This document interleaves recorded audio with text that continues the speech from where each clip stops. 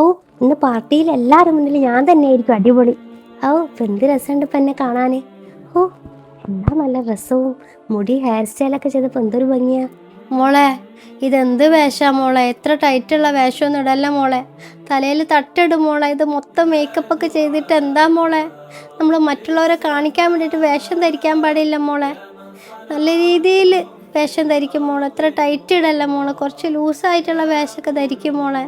എന്താ അമ്മ, ഞാൻ എൻ്റെ ഫ്രണ്ട്സിൻ്റെ മുമ്പിലൊക്കെ നല്ല അടിപൊളിയായിട്ട് നടക്കണ്ടേ? വയസ്സന്മാരല്ലേ ലൂസുള്ള ഡ്രസ്സൊക്കെ ഇടുക. എനിക്ക് മുടി എൻ്റെ സ്ട്രൈറ്റ് ചെയ്ത് തന്നെ ഞാൻ എല്ലാവരും കാണിച്ച് നടക്കാൻ വേണ്ടിയിട്ടാണ്. ഞാൻ ഈ ടൈറ്റുള്ള ഡ്രസ്സും ഇങ്ങനെയൊക്കെ മുടി കാണിച്ചിട്ടേ നടക്കുള്ളൂ. എന്നാലും എനിക്ക് എല്ലാവരും മുന്നിൽ വലിയ അല്ല ഭംഗിയുള്ള പെൺകുട്ടി എന്നുള്ള പേര് കിട്ടുള്ളൂ. ഞാനിത് മാറ്റൂല മോളെ.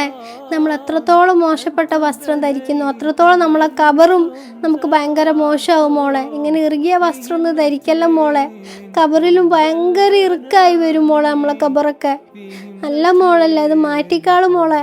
അല്ലാഹുവേ, എന്തായിരിക്കും എൻ്റെ മോളെ കബറത്തെ അവസ്ഥ? നീ തന്നെ തോണ അവളെ നീ മനസ്സിൽ നീ നന്നാക്കി കൊടുക്ക തമ്പുരാനെ. അവളെ നന്നാക്കല്ലാവേ. ഓ, ഇന്നത്തെ പ്രോഗ്രാമിൽ ഞാൻ തന്നെ അടിപൊളി. ഇനി മതി, ഡ്രസ്സൊന്നും മാറ്റുന്നില്ല, ഇങ്ങനെ തന്നെ കിടന്നുറങ്ങാം. നല്ല രസമുണ്ട് എന്നെ കാണാൻ. എനിക്ക് ടൈറ്റുള്ള ഡ്രസ്സ് ഇടാനാ ഇഷ്ടം, മുടി കാണിച്ച് നടക്കാനാ ഇഷ്ടം. എൻ്റെ കബറിലുള്ള അവസ്ഥ ആലോചിച്ചിട്ട് എനിക്ക് ചിരി വരുന്നു. കബർ എനിക്ക് എത്രത്തോളം ഇറുക്കായിരിക്കും, അത്രത്തോളം ബുദ്ധിമുട്ടായിരിക്കും.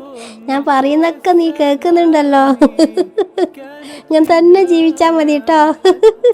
ഇല്ല ഇല്ല, ഞാനിനി തെറ്റ് ചെയ്യൂല, ഞാനിനി ആ തെറ്റ് ചെയ്യൂല, ഞാനിനി ആ തെറ്റ് ചെയ്യൂല. അമ്മ, അമ്മ.